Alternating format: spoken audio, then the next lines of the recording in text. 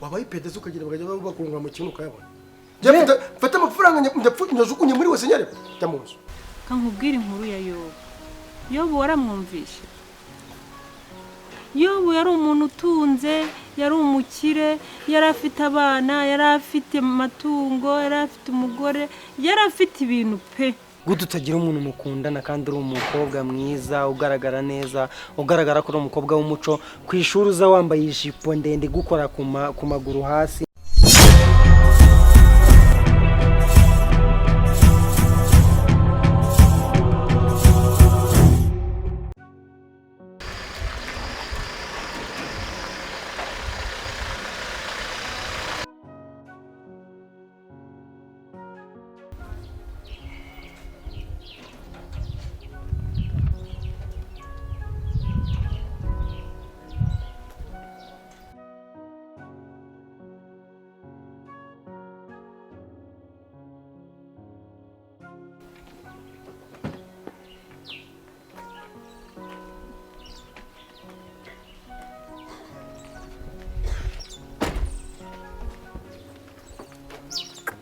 wino hano mabe uratuvuga umaze iminsi uriye nagiye uriye ngira mu gipangu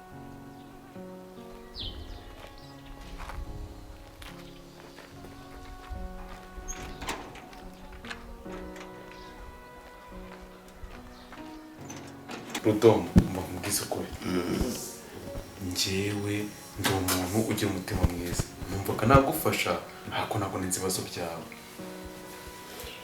bikomeje kungora mwana ujibu komeje kungora cyane ahubwo nawe umuntu wanje gerageza ugira ibyo ngorera pe ndagusabye ariko umvure Rudomo uriya ntukajye wihe ukuntu bigenda urakora cyane warangiza ugasenga Imana kuko ibyiza biri imbere kandi usenze Imana nta kintu na kimwe cyane no jebo ko mbaraga ndayisenga ko nda munsi nzibaga mu rusengero ko bikomeje kungora noneho baravuga ngo ni Bible verse na son ivuga ngo everything that happens in this world happens at the time God chooses nuko ngo byose biba kuri inoze biba kugiye Imana yahisemo no kuvuga ngo rero urayisenga ntibikunde ugakora ntibikunde ariko igihe Imana yahisemo izahite gutumbagiza ugere kure ikintu uzirinda no kuryama nukora ukanasenga Imana izafata igihe cyawe none nirangiza itifata ibyo yaguteganyirije bihwanye n'igihe yabiguteganyirije bitabikunda nukajye wiheba kwiheba koma no jibo nyine umbwiye ibintu by'icongereza by'abazungu bavugagamo byo kwizera nanje ndizeraga pe nda nubwo nigeze nanga kwizera ikibazo ubuzima mu rugo ubwanje mu rugo n'abamama bose barasengaga ariko ibintu byaranze ubukene bwaradusatire buratuzamuka neza butugeza ikosa no abantu bajya bakora ni ikosa rimwe hari abantu basenga ntibakore yusenze n'ukore nabwo babivuze ngo uri murakora gusa kuko ni na Yohana yagendaga akabwiriza abantu ariko na nyuma akagenda akadoda amahema kugira ngo abone amafaranga yego wenda ashobora kuba yaramufasha mu butumwa arimo aratanga bw'iyobokamana ariko nanone ntagende ngo tange ubutumwa bw'iyobokamana gusa ntakore none abantu bashaka kugira ngo bavuga ibintu by'Imana gusa gospel news ariko ntibakore wenda kuba nabikubwiraga hari igihe nyine ibintu hariya muri kiriya kigo ibintu bigira bigacangana ugasanga nyine n'abariya bose batangiye kudusuzugura kandi tutagakwiye gusuzugurwa cangiye nanga buriya abantu bansuzugura pe oya njye mbere namaze kubona ukuntu wasuzuguranaga na kagakobwa ko munuza ngase bano bantu baba bapfiki mamupfiki wenda ntago hano mamutaha bahangana hari igihe wanyu mushaka kuba muri abakire cyangwa se wanyu mukaba muri abakene nawe iwabo ukaba ari abakire cyangwa ari abakene ariko ntabwo ari ngombwa gusuzugurana ngo bigere naho mushaka gufatana kuriya iyo nyine umuntu yashatse kunyereka kandi yanzeho ntabwo yansuzugura ngo bishoboke yego njye ntabwo nkunda agasuzugura ntabwo ukunda agasuzugura mbese mbahora mbwiza ukore sibyo imbere ya mwarimu kugira ngo aze cya gihe usanga atangiye kuvuga ngo za ndaya zihaguruke yari yabasanze mu mico kugira ngo abite indaya umwarimu arifata akaza ngo muhaguruke ngo mwandayamwe ngo mwese ko tuziranye ko muri batatu yagenze gute shaka ari agahungu rero kashatse nyine kudutereta ariko njyewe buriya ntabwo byari buvemo ntabwo byari bukunde rero nanabyanze atangira kuzana ibintu by'imbaraga n'icyo ari cyo kandi ntabwo byari bushoboke. ese noneho ntabwo uremera kujya mu rukundo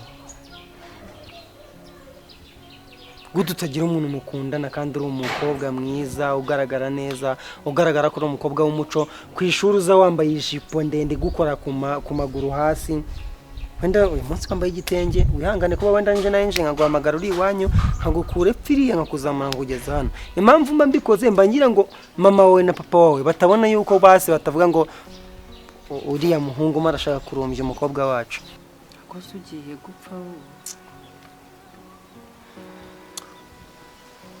ku giti cyanjye nakabaye ntariho ubundi njya nibaza kuki navutse navukiye ku ruha no mama Matifa mbwira ntukajye wicuza ntukajye ubabara jya ushima Imana yaho ugejeje ikora reba abana tumaze kubyirura kubera iki wiheba ejo Imana yakora igitangaza kankubwira inkuru ya Yobu waramwumvishe Yobu yari umuntu utunze yari umukire yari afite abana yari afite amatungo yari afite umugore yari afite ibintu pe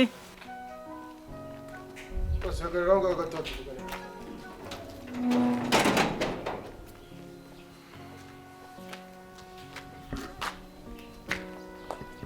yakoze ibibazo by'insubizo bite byawe ni byiza nta kibazo ufite mu mutwe nta kibazo gihari warengeye nawe ninde papa ni wowe papa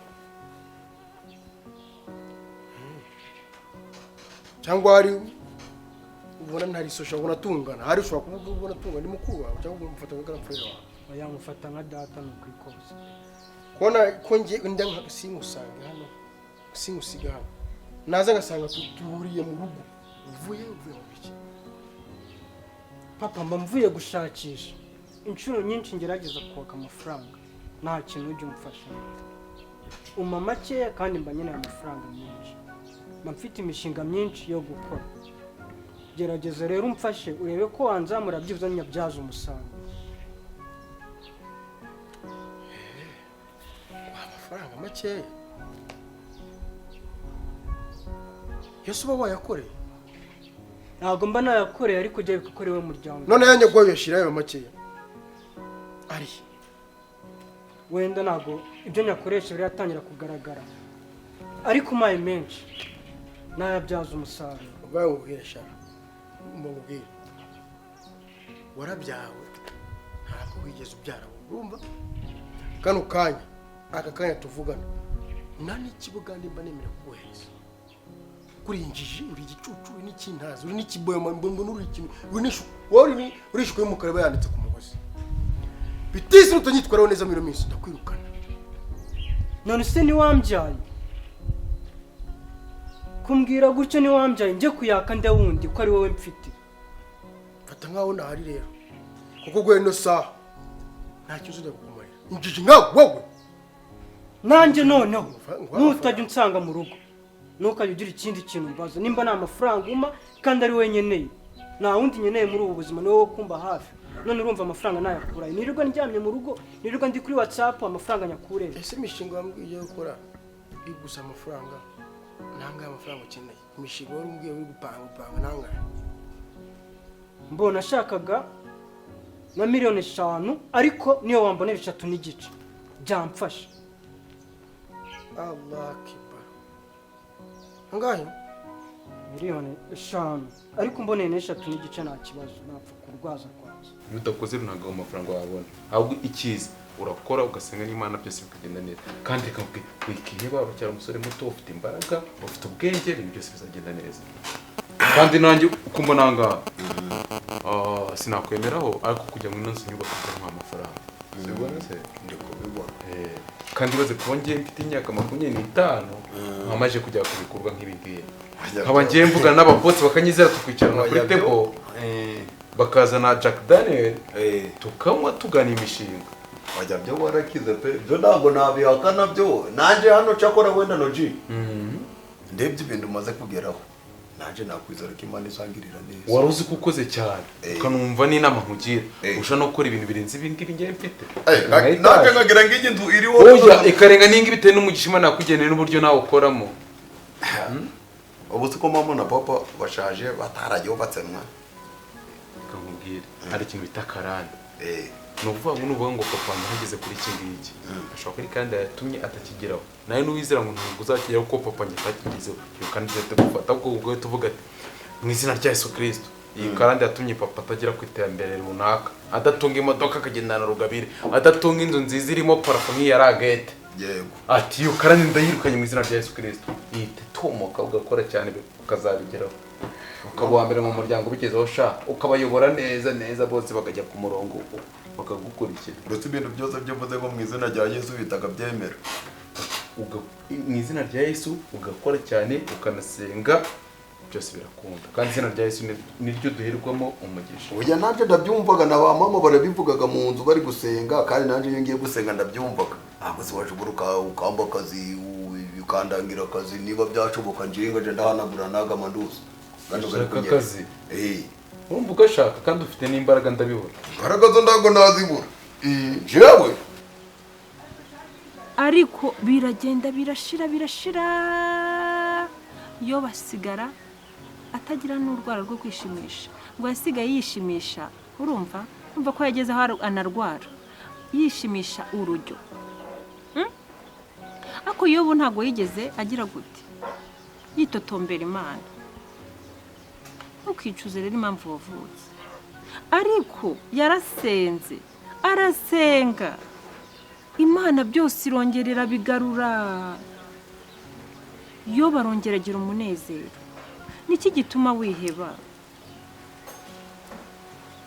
Uri muzima. Hari abantu badafite amaguru, hari abadafite amaboko kandi babayeho. Inyoni zitungwa n'iki? None twe turi bazima, kuki nta cyizere cy'ubuzima ufite? Mama Mati. Karame. Kiriya gihe niba ari ukuri. Urasabaga Imana igahita iguheraho. Nese ubu nanjye nizere ko imyaka maze ku isi impangayitse. Imana izansubiza. Niba izansubiza se izansubiza ryari? Gute utashaka kujya mu rukundo? Yase ko ntabishaka. Ntabwo nta mwanya mbifitiye. Nta mwanya ufite kujya mu rukundo? Hakuze urukundo ukuntu ruryoha. Ngiye mu gihe cyose iwacu ntaragera aho mbakura. Ngo ngire aho mbageze. Ntabwo ibyo bintu byantera umwanya wo kujya. Ese ko mbizi neza ko imyaka yawe ufite imyaka ingahe? Imyaka mfite yose niyo nagira 40 cyangwa 40 ingahe ariko nzabijyamo aruko iwacu batagisaba umunyu n'amavuta. Ese ni gute umuntu w'imyaka 18 abashaka kumva ko yateza imbere iwabo ku buryo mubwira ngo tujye mu rukundo kabyanga? Nzabateza imbere kandi nzabishobora. Nisi wanyu ni bakuru bafite kwiyitaho nawe ugashaka ejo hazaza hawe heza ukajya mu rukundo nk'abandi bantu bose. Uzi gukundana ukuntu biryoha. Ibaze kumva buri kumwe n'umuntu mukundana mwica ahantu hari akayaga kameze neza. Man, nyine reba nk'ukuntu baraba abakire baba babayeho, sibyo? Babayeho mu buzima bwiza. Ibwo buzima rero niyo mwagiye mu rukundo mamu burimo. Wacu barandaze bandega ndi mutoya, bandega nkambakamba. Buri kimwe cyose barakimfasha kugera aho ngeze ahangaha barigora. Bakajya guhingira amafaranga bakajya gute kugira ngo ni. Nanjye rero hano ho ngeze. Kana mpe wenda uwo no mubyeyi mama.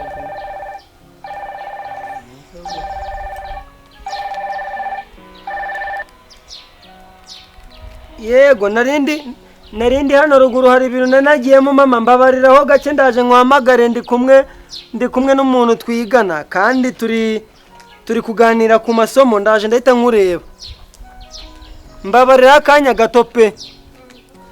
Yewe sheri ihangane ndi kuvugana nako ndi kuvugana na mubyeyi. Allo.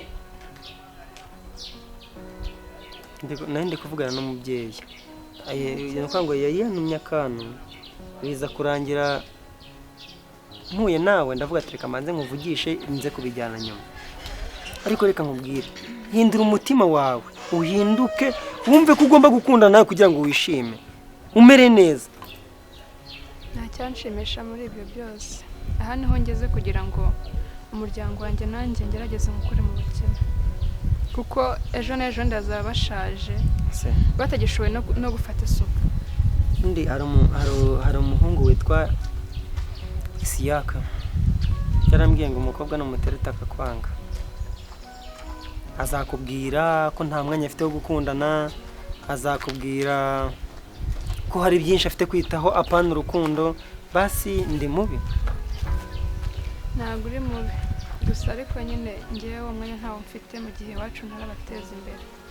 Ikindi reka ntahe hato papa ataza no kunshaka akambura, byaba bibi. Okay, nta kibazo, basi genda ubitekerezeho, sibyo? Kandi ubitekerezeho neza, urebe umwanzuro wafatira, wumve igitekerezo nkugejejeho cyumve pe, ndakwinginze. Sawa, bye bongo. Bye. Ugereye amahoro. Yego.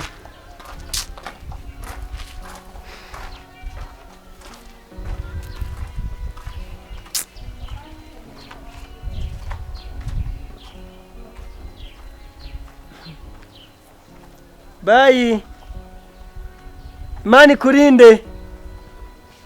Mana, mukobwa yazanyemeye koko. Bitewe n'ubwiza bwese mama nawe rero.